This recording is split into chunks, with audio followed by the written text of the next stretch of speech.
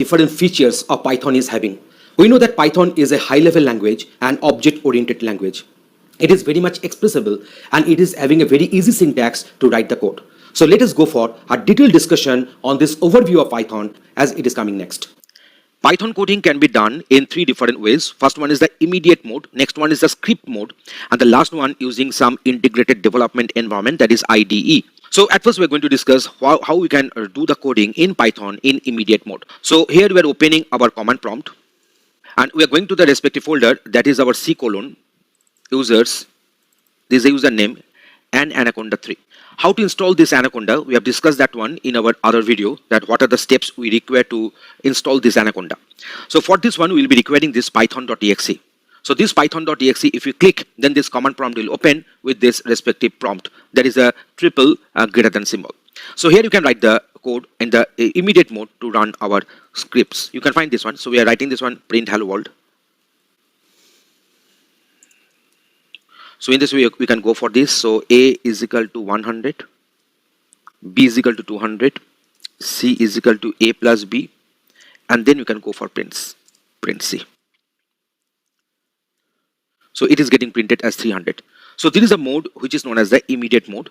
That means we can also do the same using our command prompt here. So here we are having our command prompt. So I'm going for this users and this then I'll be going for this Anaconda 3.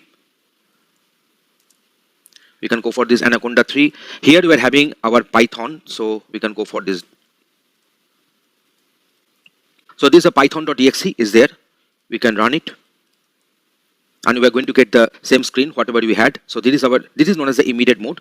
So typing Python in the command line will invoke the interpreter in the immediate mode, and you can directly type in Python expressions and press enter to get the required output.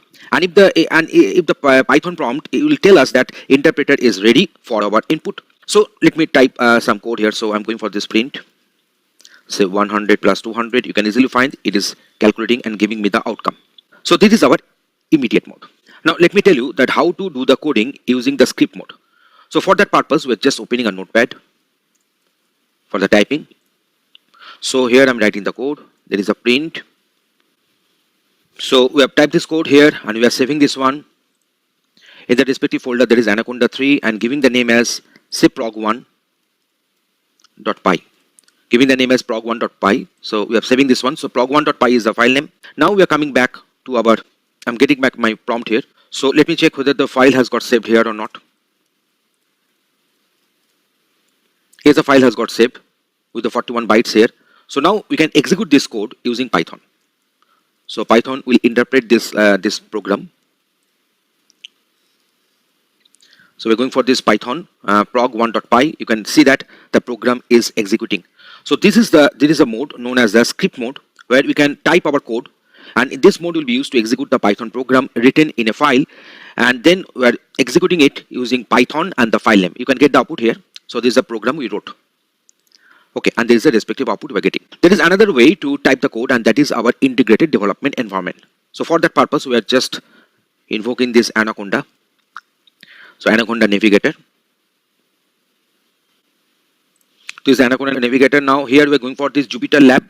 It will open it in a browser. So here we are having, so I shall go for this plus. So going for this Python 3. So you can find that this is our untitled.ipynb. So there is the extension. Here you can write the code. So print. You can execute it.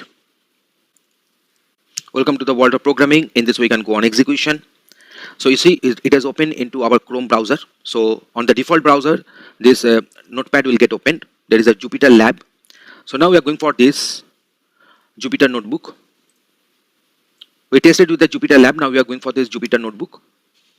So this is the respective folder structure it is telling. Now we are going for a new Python 3. So here also you can type. You can go for the execution. In this way, also using this Jupyter, we can also go for this typing. So we have tested with the Jupyter Lab and Jupyter Notebook. So two ways we have done. Now let me go for the spider. So I'm using this part. So here you can see that the sessions are coming. So this is a way in which we are typing, and we can go for the execution. you can find that hello world and welcome is getting executed. So there is another way to execute the same. And now you can find that we can go for the run cell. So only this particular line I'm just going for this, and then I'm going for the run cell. You see, only the hello world has got executed. So only this welcome has got executed. In this way also you can go for partial execution. Let us suppose we are having variables, say A is equal to 100 and say B is equal to 200. Now we are going for, say, C is equal to A plus B, and then we are going for this value of C is going to get printed. So the sum of and is. So that is another way to type format. We shall be discussing all these things into details. If you go on executing, we can find that so the sum of 100 and 200 is 300. We're having the variable explorer here. You can see the value of A and B and C will be displayed. You can find that the value of A and B and C are getting displayed. So I'm just making this one as 600, making this one as 500. So now if I go on executing, you can find that the values have got updated. So this is another advantage of this. There's a spider. Also here also you can have the line by line execution. As I told you that if I mark this and if you go for run cell, you are getting only these two lines are getting executed. So that is another fantastic way to execute this Python program. So as we discussed that Python is nothing but one cross-platform programming language, and it executes in Windows, Mac OS, Linux and Unix, and also it can be executed ported to the Java and .NET virtual machines. And nowadays Python is available in some Unix and in Mac pre-installed, but in the case obviously the versions might be the older one, so it is our better choice to install it, the latest version, and explore it according to our requirement. We can explore that one. And now let me discuss some of the different features of this Python.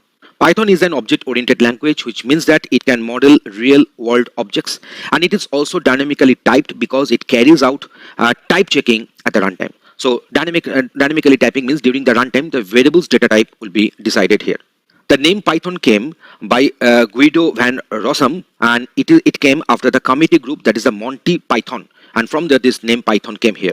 If you consider C Python, then in case of C Python architecture, we are having parser, which uses the source code to generate an abstract syntax tree. We're having compiler, which turns the abstract syntax tree into Python bytecode. We're having interpreter, which will be executing the code line by line, and we are also having the respective three components. So that is our parser, compiler, and interpreter. So parser will convert the source code to the, as I told you, that is the abstract syntax tree. Compiler will convert this abstract syntax tree into the bytecode format, and then interpreter will come, which will execute this code line by line. Python is having multiple different components. There is a functions, classes, modules, packages, and so on. We know that functions is nothing but a collection of statements named into one. Classes are nothing but in case of object-oriented programming. So it supports the classes and the objects. A Python module is a collection of related classes and the functions. We're having the packages. So package is a collection of related modules, and we'll be using multiple different packages in our current tutorial on Python here. If you consider the features of Python, the Python is very easy. That means very easy to learn and understand. It is interpreted. So it is interpreted, executed line by line. So this makes it easy to test and debug. If you consider the respective object oriented, it supports the classes and objects. It is free and open source, so that is another advantage for making the Python so popular. So that is the language and its source code are available to the public for free. No need to buy a costly license. It is portable, that means we can run Python on Windows, Mac, Linux and other platforms as I discussed. Python supports the GUI programming, that means we can develop a GUI interface for our users, and it is having a large library. That is one of the very important feature of Python, that is the Python provides us with a large standard library, and you can use them to implement a variety of functions. And multiple different frameworks are available in Python. We're having say Web2Py, we're having NumPy, we're having Pyramid, we're having SciPy, we're having Django. So many different frameworks are available, and these frameworks are required to develop our softwares in multiple different applications for multiple different case studies. So that's why Python is so useful. And the common extension for Python file will be .py. So there's a common extension which we had in our notepad. We know that in our notepad we had that extension. There is a proc1.py. So it is a normal extension for a Python source file. We're having other extensions, that is pyc. There is a compiled bytecode. We're having pyd. There is a Windows DLL file. We're having pyo. That is a file created with optimizations. pyw. There is a Python script for Windows. pyz. There is a Python script archive. So now the last question I want to discuss, that why should we learn Python? Because using Python, we can go for developing a website, develop a game, perform computer vision, do the machine learning, because in our machine learning we're having this Python and the R programming languages, and Python is one of the most popular language in our machine learning and artificial intelligence domain. Enable robotics, perform web scraping, we're having perform data analysis, automate a web browser, performing scripting, perform scientific computations, build the artificial intelligence oriented applications, and so on. So that's why Python is becoming so useful. And we are having multiple different constructs in Python, like our list, we are having tuples, we are having dictionaries, we are having comments and document string, and we are having series, we are having the sets, we are having sequences, and so on. So many things, and we will be covering all these different aspects of Python in our tutorial. So please go through all the videos in the sequence in which they are appearing in the tutorial. And this is our overview on Python. Thanks for watching this video.